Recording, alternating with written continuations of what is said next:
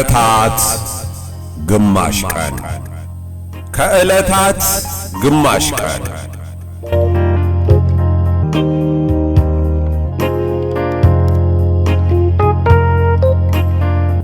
ከአሌክስ አብርሃም መስከረም 2013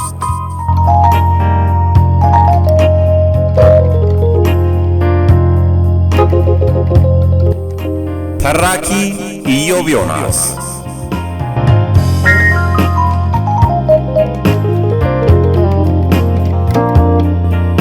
ክፍል 1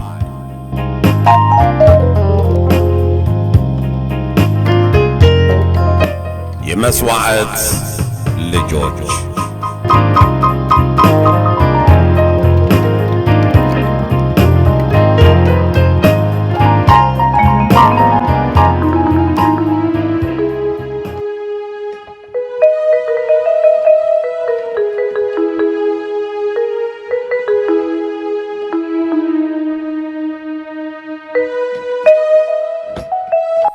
በቤታችን በረንዳ ላይ ከአንድ ወጥ እንጨት ተፈልፍላ የተሰራች ባለ 3 እግር ብርኩማ ላይ ተቀምጬ የበዓል በግ የሚጠባውን ሰውዬ የሚያደርገውን እመለከታለሁ።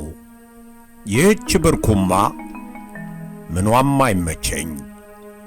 ሁልጊዜ እንደገና ላለመጠቀም በልቤ ወስንና በቀጣዩ ቀን ግን ከቤት አንጠልጥዬ የምወጣው ይህችኑ የማትመች ብርኩማ ነበር።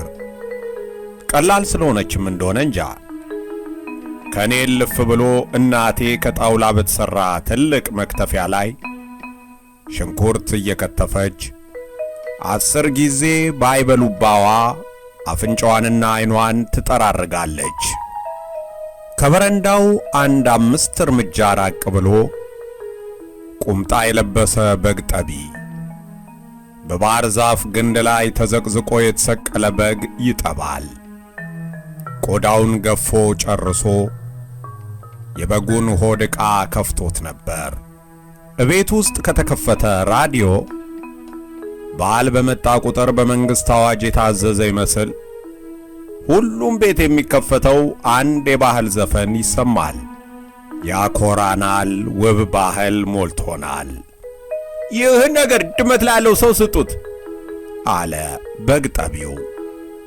ከበጉ ሆድ ዕቃ ቆርጦ ያወጣውን ትኩስ ሳምባ በግራ እጁ አንጠልጥሎ እጁ በያዘው ረዥም ቢላዋ እየጠቆመ ኧረ ወዲያ ጣለው፣ በሰፈሩ አንድም ድመት የለ አለች እናቴ።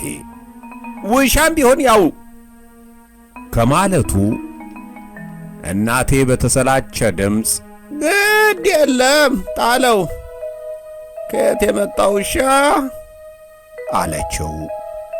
በግ ጠቢው አንዴ ሳምባውን አንዴ እናቴን እያፈራረቀ ተመልክቶ ለራሱ በሚመስል ጥያቄ ይሁን ግርምት ባለየለት ድምፅ እንዴት በመንደሩ አንድ እንኳ ድመት ብሎ ሐሳቡን ሳይጨርስ ሳምባውን እንዳንጠለጠለ ወደፊት ራመድ አለና ደምና ፈርስ ሞልቶ በተቀመጠው ቀይ የፕላስቲክ ባልዲ ውስጥ ቀስ አድርጎ ጨመረው። ሳምባው እስከ አፉ በሞላው ባልዲ ውስጥ ብቅ ጥልቅ ሲል ጀማሪ ዋናተኛ ይመስል ነበር። እውነትም ሰፈራችን ውስጥ አንድም ድመት አለመኖሩ ትዝ አለኝ። ምን ድመት ብቻ! በድፍን ሰፈሩ ምንም አይነት የቤት እንስሳ የለም። በእኔ ዕድሜ እዚህ ሰፈር ውስጥ የማስታውሳት ብቸኛ የቤት እንስሳ አንዲት ነጭ በግ ብቻ ነበረች። የአስቴር በግ ትባል የነበረች።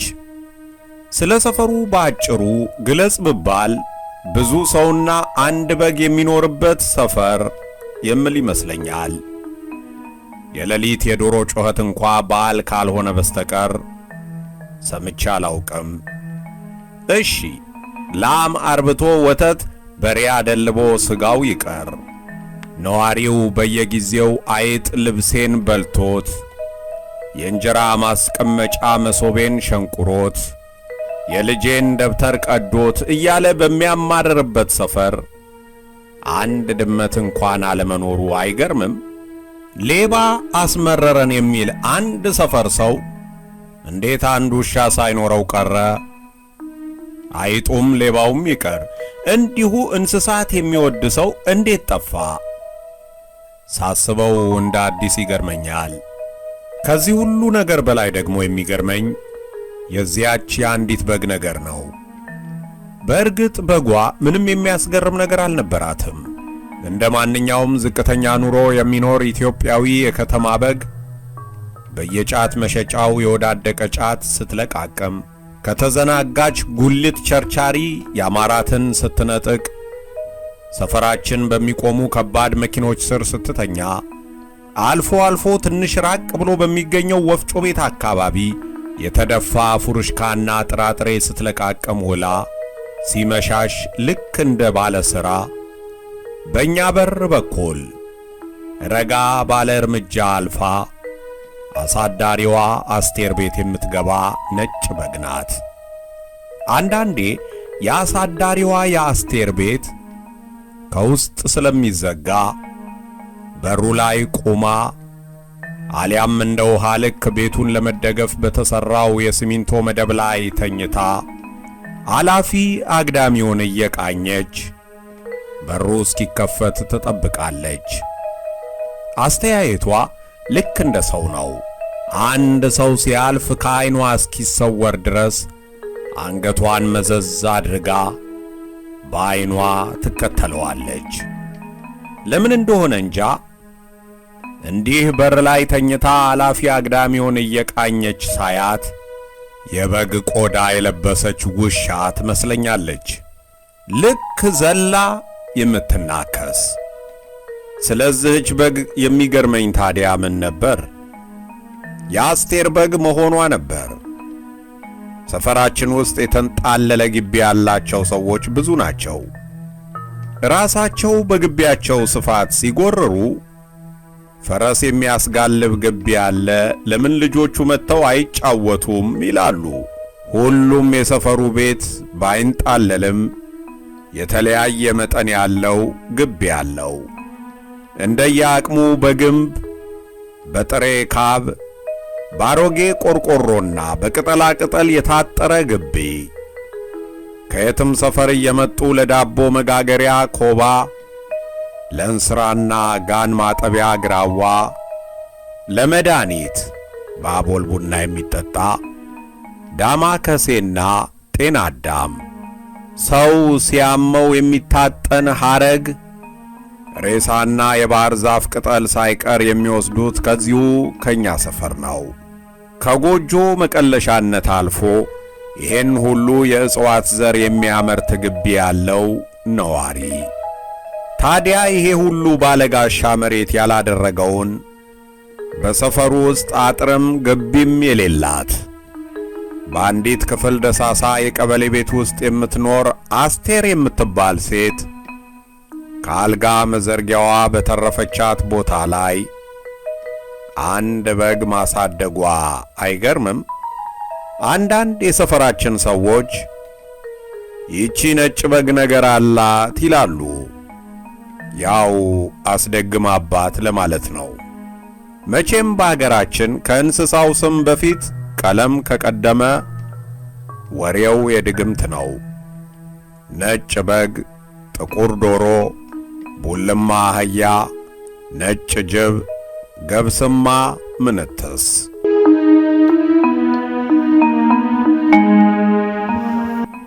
እኒያ በተናገሩ ቁጥር ንግግራቸውን ሳል የሚያደናቅፍባቸው ወርቅ ውሃ የሚባሉ ወላቃ ሴትዮ ሁልጊዜ ምች መቶኝ እያሉ ከአቦል ቡና ጋር የሚጠጡትን ዳማከሴ ከኛ ቤት ነው የሚወስዱት። ምች ባላቸው ይመስል በነጋ በጠባ የሚጠረቅም ክፉ ባል እና ይህች ሴትዮ የሆነ ጊዜ ለእናቴ አስቴርን ሲያሙ ይህች መተታም በግ መንገደኛውን ወንድ ታከክ ብላ ታለፈች፣ ልቡ ስውር ብሎ እግሩ ወደ አስቴር ቤት ነው ሚስት አለኝ አይል፣ ልጅ አለኝ የለ፣ በቃ ያለውን አራግፎ መሄድ ነው። መጠንቀቅ ነው የእናቴ ልጅ፣ ከሆነ በኋላ ወየው ዋጋም የለው ሲሉ በጆሮዬ ሰምቻቸዋለሁ። እናቴ ታዲያ ኤዲያ አንቱ ደግሞ አንድ መድኃኔዓለም ካለ እንዲህ ያለ ነገር አለቻቸው። እምነቷ ከዚያም በላይ የዚህችን ሐሜተኛ ሴትዮ አፍ ስላስያዘችልኝ ደስ ብሎኝ ነበር። ጥሎብኝ አልወዳቸውም። እንዲያውም የእውነት ታመው ሳይሆን ለሐሜት የሚመጡ ነው የሚመስለኝ። ምን ዋጋ አለው? አንድ ቀን አባቴ ከዋለበት ሲመለስ ገና ከበር ይህቺ የአስቴር በግ እንዴት ያለች ነጣቂ ሆናለች ጃል፣ ለልጆቹ ሽምብራ እሸት ገዝቼ ስመጣ እንደ ደህና ነገር ታከክ ብላ፣ እኔ ደግሞ አውቃኝ ነው ብያለሁ። ሽምብራ እሸቱን ከጄ ነጥቃኝ ሮጠች እኮ። እሷን ሳባርር አስቴር ቤት ልገባ ምን ቀረኝ አለ እየሳቀ። እናቴ ታዲያ እንደ ወትሮው አብራ ከመሳቅ ይልቅ ፊቷ ቅይር ብሎ በራችን ላይ እኔ ሳልወለድ ጀምሮ በመሎቲ ቢራ ጠርሙስ የሚንጠለጠለውን የጊዮርጊስ ጠበል ከተሰቀለበት አወረደችና በቁጣ በል ይሄንን ጠበል አንተም ተረጭ፣ ልብስንም እርጭ ብላ አዘዘችው። አባቴ ግራ ገብቶት አሃ ለበግ ጠበል ቢል ቁጣዋ ብሶ በጉ አንተ ነህ ምን ይገባሃል አለች። ከዚያን ቀን ጀምሮ ያቺ በግ በግቢያችን በር ስታልፍ እናቴ ዱላ የለ ድንጋይ እጇ ላይ የገባውን ነገር አፈፍ አድርጋ ጀርባዋን ቆርጬን የምጥላት ይህች ሰላቢ እያለች ታሳድዳታለች። አንድ ቀን እንዲያውም እናቴ በረንዳ ላይ ተቀምጣ ድንች ስትልጥ ድንገት በጓ በበር ስታልፍ አይታት ቢላዋ ወርውራ ስታታለች።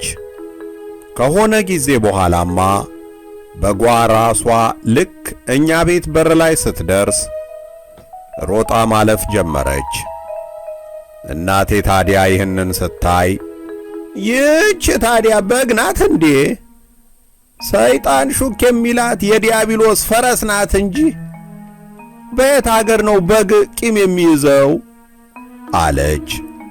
ከበጓ ሰላቢነት በላይ ጀርባዋን ስላልቆረጠቻት ተበሳጭታ እናቴና በጓ ተነቃቅተው ነበር። ይህች በግ ወደ ቤት ከመግቢያዋ ሰዓት አለፍ አድርጋ ስታመሽ ባለቤቷ አስቴር ፊት ላይ ጭንቀት ረቦበት ነጠላዋን ደርባ ያገኘችውን ሁሉ ያችን በግ አይታችኋታል እያለች ፍለጋ ትዞራለች። አንዳንዴ ታዲያ በጓን ከፊት አስቀድማ ከሆነ ወንድ ጋር ትመለሳለች። ብዙ ጊዜ የከባድ መኪና ሹፌር። ስለ አስቴር ብዙ ነገር ይወራል። ለምን እንደሆነ ባይገባኝም ሁልጊዜ የመንደሩ የወሬ ርዕስ ናት። ቤቷ ውስጥ ፊሊተር ጠላና አረቄ፣ አልፎ አልፎ ቢራና ምግብ ትሸጣለች። ጎረቤቱ ፊት ለፊት እንደዚያ ባይልም አስቴር ሴተኛ አዳሪ ናት። በእርግጥ አንዳንድ ማታ ሰክረው ሰፈር የሚረብሹ ሰካራሞች ስሟን እየጠሩ ጮክ ብለው ሸርጣ ይሏታል። እሷ ግን እንደዚያ አሏት አላሏት ግድ የሚሰጣት አትመስልም።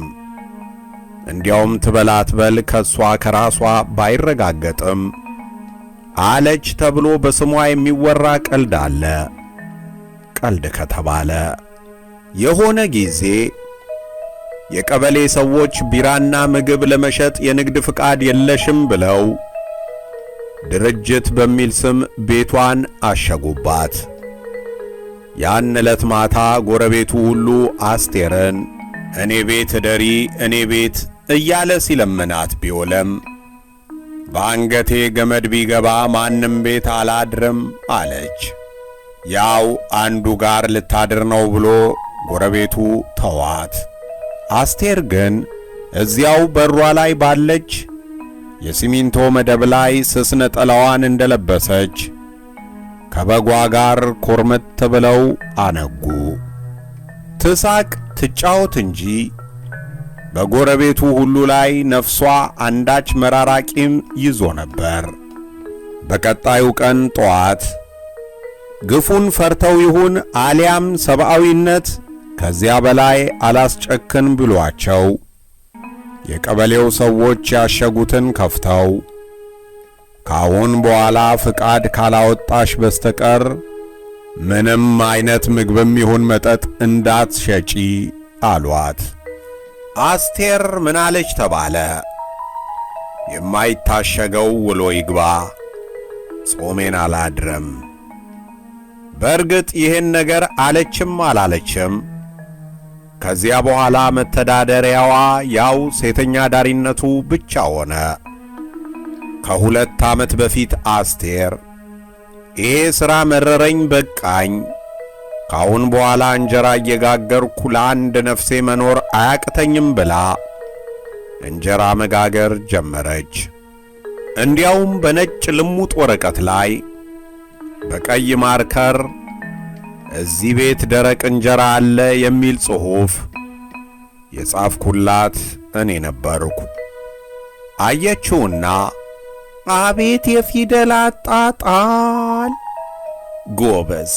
ይችን ደረቅ የምትለዋን ግን ለምለም ብትላት ገበያ ትስባለች። ደረቅ ማን ይወዳል? ብላ ሳቀች። ስትስቅ ዓይኗ ጥግና ጥግ ያለው ቀይ ቆዳዋ ላይ ዕድሜ ያመጣው መሸብሸብ በደንብ ይጎላል። ጥርሶቿ ግን ስድር ብለው ያምራሉ። የእንጀራው ነገር ከ3 ቀን አላለፈም።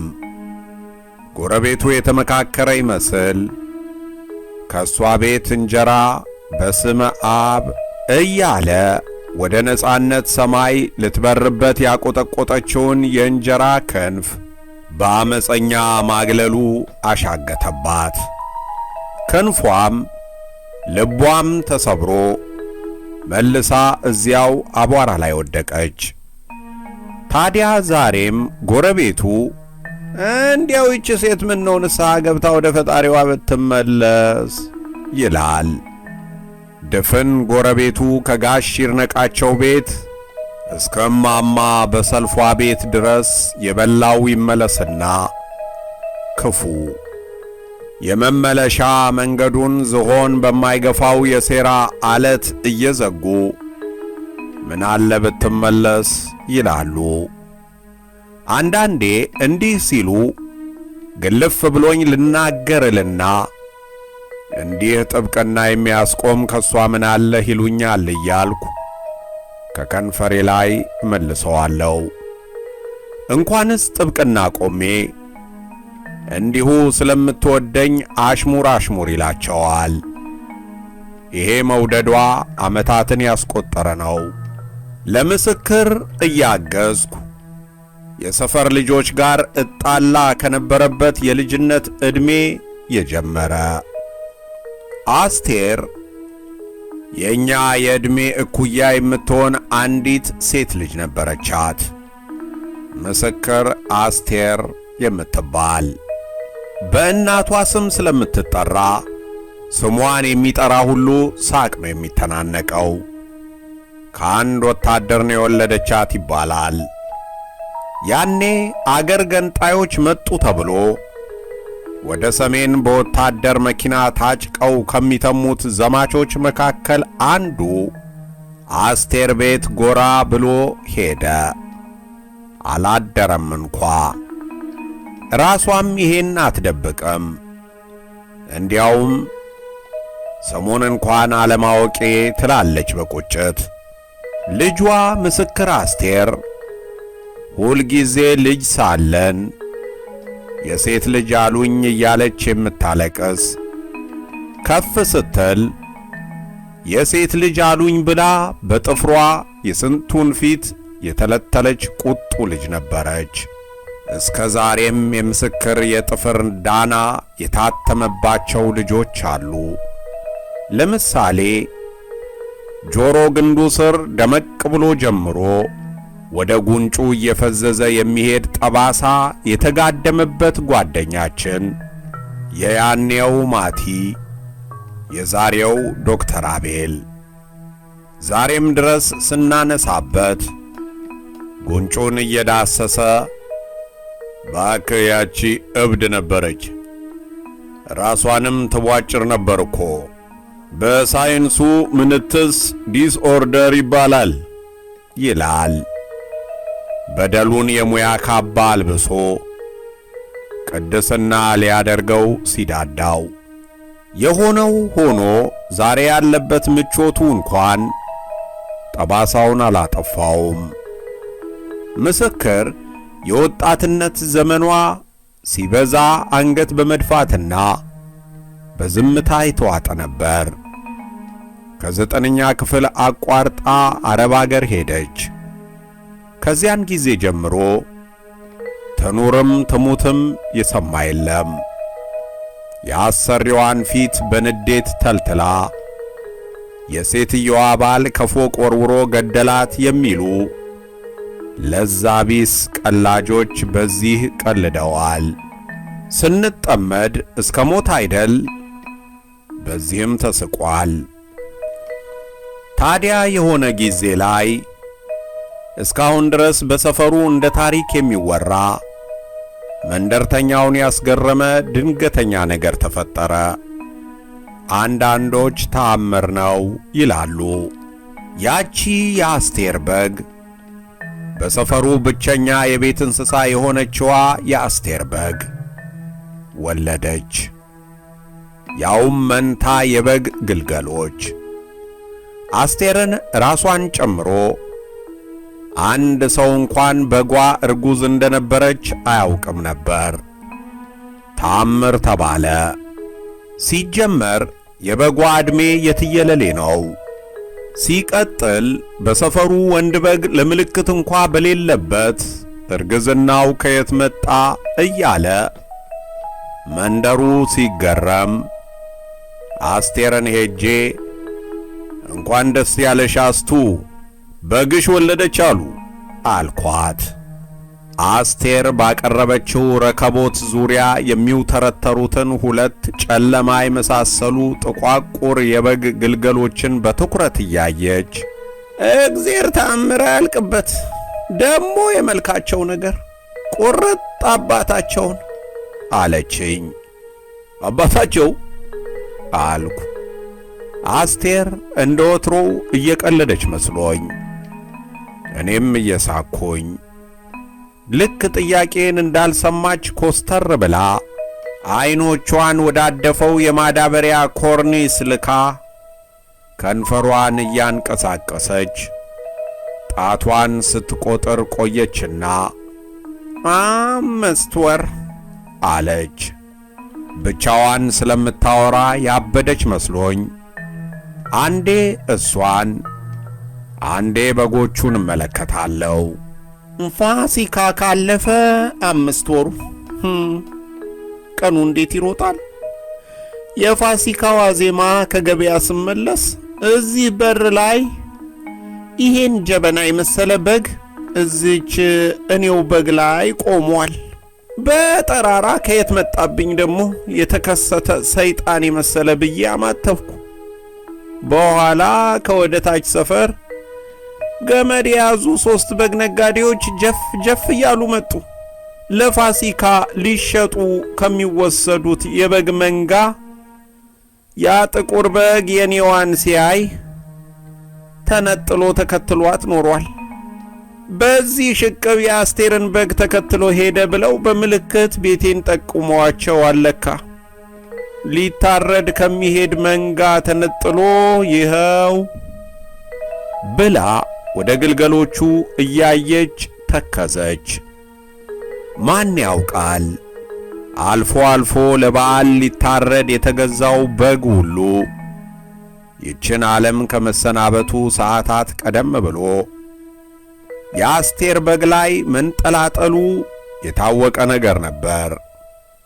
የበግ ድምፅ በሰማች ቁጥር የአስቴር በግ ሂዳ ከጎናቸው ትቆምና ታሸታቸዋለች።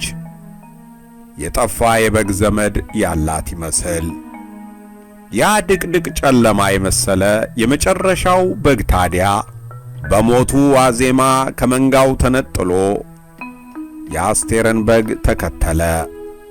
የአስቴር ነገሩን ከነቀኑና ከነሁኔታው ማስታወሷ ነበር የገረመኝ። ጥቋቁሮቹን ግልገሎች ተመለከትኳቸው። የመሥዋዕት ልጆች፣ የአስቴር ወንድ ወዳጆች የሚበዙት ወታደሮች ነበሩ።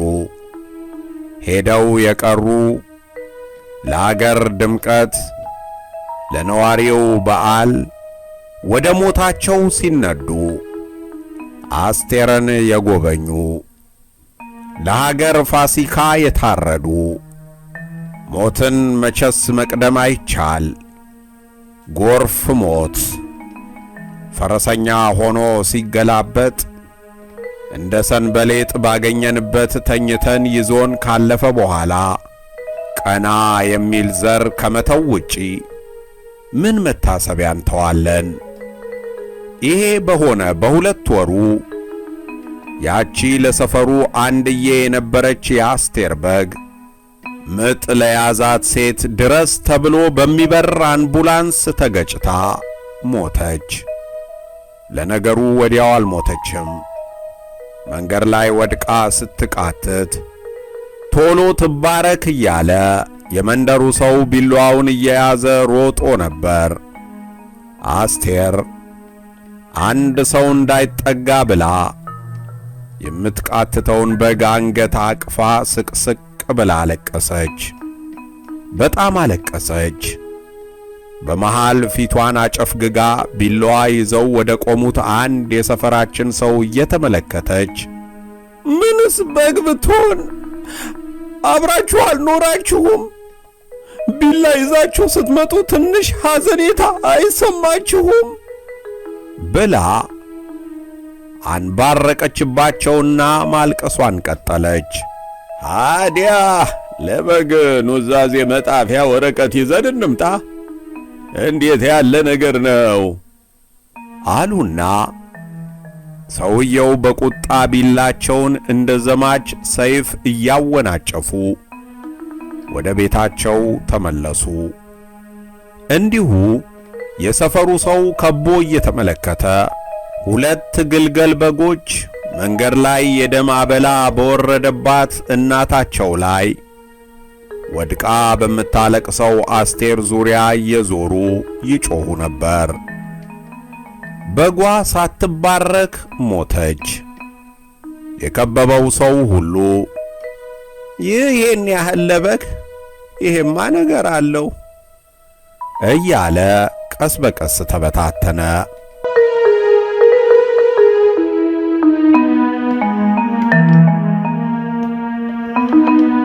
በዚያ ሰሞን እኒያ ወላቃ አሮጊት እንደ ልማዳቸው ዳማከሴ ሊለምኑ እቤታችን መጥተው አስቴርን ለእናቴ ሲያሙ ሰማዋቸው። እንዲህ እያሉ በጥቁር በግ የሚደረግ ድግምት እንዲህ ቀላል እንዳይመስልሽ። ልብስ አስጥሎ ነው ከአገር የሚያበረው። እሺ ብሎ በጠበል እንኳን አይነቅልም። አንድ እግራቸው መቃብራቸው አፋፍ ላይ የቆመ ባልቴት ገና የተወለዱ የበግ ግልገሎችን መንገድ እንዲህ በሾህ አጠሩት። ሁለተኛ አልቀመጥባትም ባልኩባት በርኩማ ላይ ተቀምጬ ባልቴቷን በግርምት እያየው ቂምና ጥላቻችንን በትውልዱ ልክ ሰፍቶ ማልበስ እንዴት ቻልንበት እላለሁ።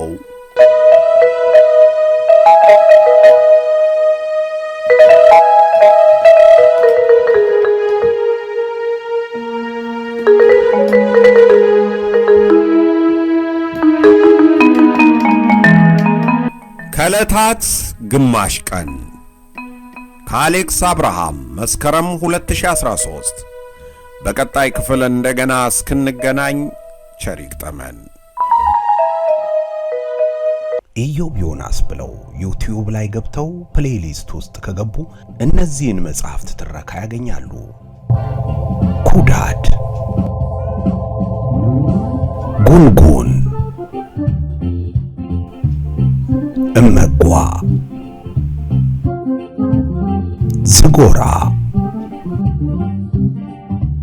መርበብት፣ ራምቦ፣ ወሰብሳቤ፣ ገመና፣ ሁቱትሲ፣ ፍትሃዊ የጠጅ ክፍፍልና ሌሎች የኢትዮ ኤርትራ ህብራዊ የስፖርት ታሪኮች። ምርኮኛ መጽሐፉ ኢትዮጵያዊው ጃንደረባ፣ አሻሮ መንጋ፣ ታላቁ መጽሐፍ መጽሐፍ ቅዱስ። ኢዮብ ዮናስ ብላችሁ ዩቲዩብ ላይ ሰርች ካረጋችሁ በኋላ ፕሌይ ሊስት የሚለው ውስጥ ስትገቡ የተነበቡትን መጽሐፍቶች በሙሉ በፎልደር ታገኛላችሁ። ፕሌይ ሊስት ምርጫው ይሁን።